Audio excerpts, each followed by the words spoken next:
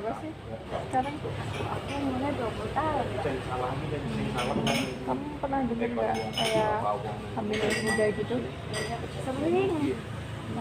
Terus menurut kamu tuh usia ideal hamil muda itu berapa tahun? Berapa tahun? Kalau usia idealnya sih 20 ke atas sih Mbak, kayak 20 itu udah siap, kayak dari segi semuanya lah, dari segi hormonnya, dari segi apa namanya, kekuatannya gitu udah. Kalau 20 tahun ke atas sudah kuat sih. Tapi itu nggak membahayakan ibu dan anak.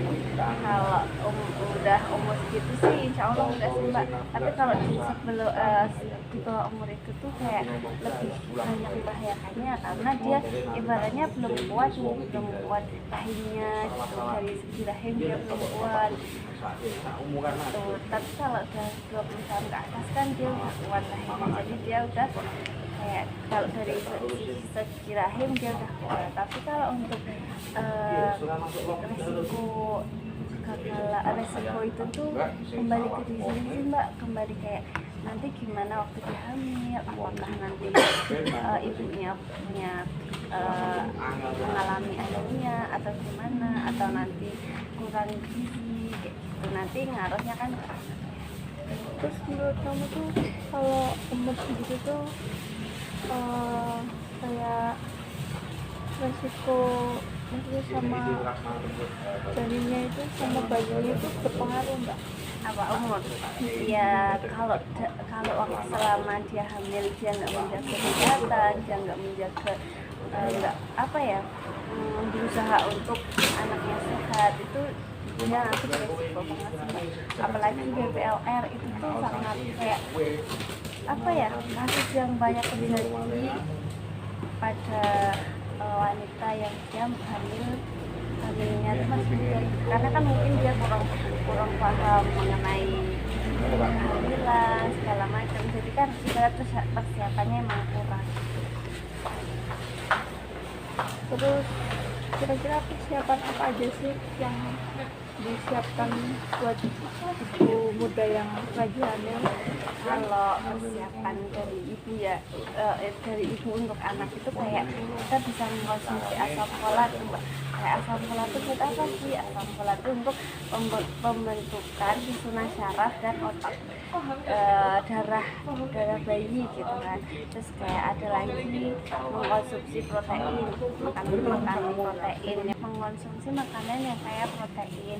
Nah, fungsinya Bu, kenapa kita harus mengkonsumsi protein? Karena dapat membantu pertumbuhan kembang janin biar sehat. Jadi janin di dalam tubuh kita tuh tetap sehat gitu kan. Terus yang terakhir tuh kita bisa mengkonsumsi zat besi. Menurut kamu gimana caranya mengatasi ibu hamil yang kayak kadang susah makan, terus itu pakai susu atau pakai apa gitu? Nah itu bisa pakai minum susu, terus juga bisa kayak memancing, kayak apa ya, misal kita nggak suka makanan ini nih, tapi kita buat olahan lain kayak biar kita tetap makan itu gitu. Nah jadi kita mengonsumsi, kalau misal konsumsi buah nih, nggak langsung dimakan buah, jadi bisa dibuat jus, bisa dibikin salad atau apa gitu. Terus menurut kamu ya Kak, persiapan untuk jadi orang tua di masa kita yang umur masih segitu itu gimana? Untuk persiapan menjadi orang tua, ya aku belum pernah sih Kak, cuman ya sering baca-baca, terus dengar cerita-cerita kayak dapat disimpulkan nggak tuh, kayak kita tuh jangan melewatkan quality time kita sama pasangan kita, sama keluarga kita gitu. Terus kerja tim yang kompak, jadi kita tuh sama pasangan itu tuh kayak jangan cuman yang kerja satu doang. Misal kayak pekerjaan rumah itu nggak semuanya harus dilakukan suami, nggak semua dilakukan istri, jadi kan suami juga bantu.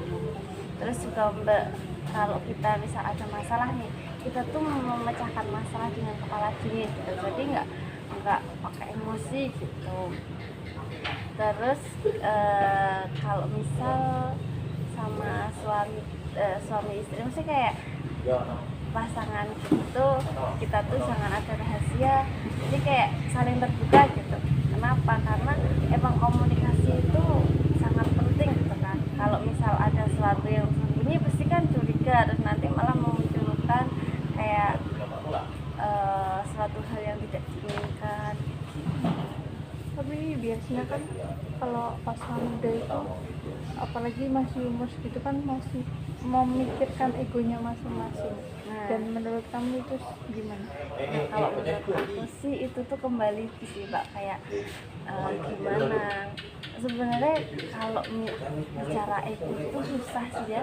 Kayak dari kita sendiri aja, kita ya ibarat aku aja lah ya, kalau ego itu emang susah, tapi kita tuh gimana cara kita, jadi kayak kita tuh ya nggak harus ngalah terus, jadi kita tuh yang tadi yang membicarakan masalah tuh kepala dingin, jadi pelan-pelan, jangan yang emosi. Misal yang suami emosi kita ikut emosi, enggak, karena kan ibarat kalau suami kita kerja gitu, pulang kerja capek nih, kalau capek kan pasti emosi ya kadang.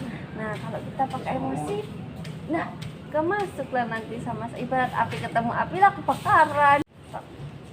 Terus menurut kamu ya Kak, itu kerjasama yang kompak antara pasangan itu yang seperti apa ya? Yang kayak misal contoh sederhana aja, kayak rumah tangga, kayak pekerjaan rumah lah, kayak kalau kita nyuci sama yang jemur, terus kayak masak, nanti cuci piring, nyapu, ngepel, jadi saling membantu gitu. Enggak kamu yang nyuci, kamu yang masak, kamu yang segalanya gitu, yang beres-beres kamu, aku tinggal jadi loh, nggak bisa kayak gitu. Karena kan ya namanya pasangan nih, kita hidup berdua ya, kita kerjain semua hal berdua gitu. Kalau satu doang lah capek, satunya kasihan gitu. Jadinya kayak apa-apa bareng, saling membantu, saling support.